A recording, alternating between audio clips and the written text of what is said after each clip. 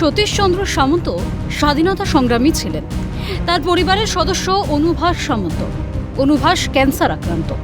সে মহিষাদল ব্লকের একজন অস্থায়ী কর্মী, ডেটা এন্ট্রির কাজের সঙ্গে যুক্ত। সম্প্রতি অনুভাসের মা ছেলের চিকিৎসা ও কাজের ছুটির আবেদন জানাতে মহিষাদলের বিডিও জিষ্ণুদের নিকটে যান।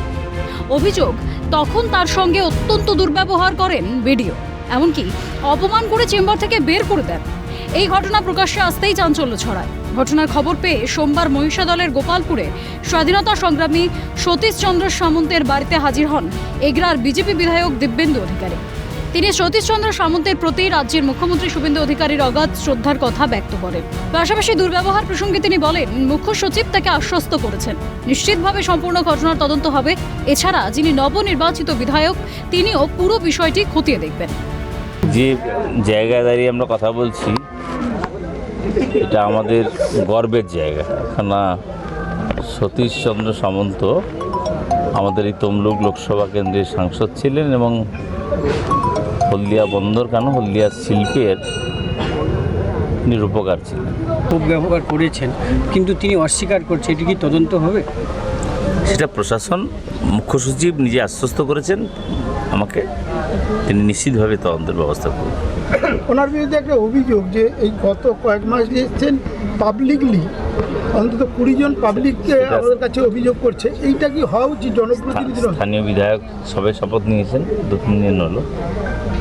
তিনি নিশ্চিতভাবে তার সাথে কথা বলবেন, সমন্বয় সাধনের চেষ্টা করবেন। ক্যান্সার আক্রান্ত অনুভাস জানান, দিব্যেন্দু অধিকারী সব রকমভাবে পাশে থাকার আশ্বাস দিয়েছেন।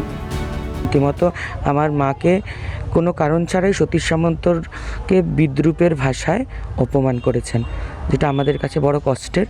এবং এই মানসিক প্রস্তুতি, কেমো চলা অবস্থায় মানসিক প্রস্তুতি যেরকম থাকে, তারপরে এই কষ্টটা একটা উপরি কষ্ট, যেটা বলে ব্যাখ্যা করা যায় না।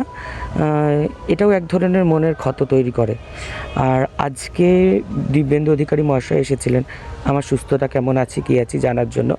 তো উনি আমার একটা মেডিসিন পাওয়া যাচ্ছিল না, ওই WBC বাড়ানোর জন্য আমার একটা চামড়ার ওপর মেডিসিন চলে, তো উনি সংবাদ পেয়ে ওই মেডিসিনটা আমার জোগাড় করে দেন এবং বলেছেন পরবর্তী দিনে সমস্ত মেডিসিন উনি প্রোভাইড করবেন।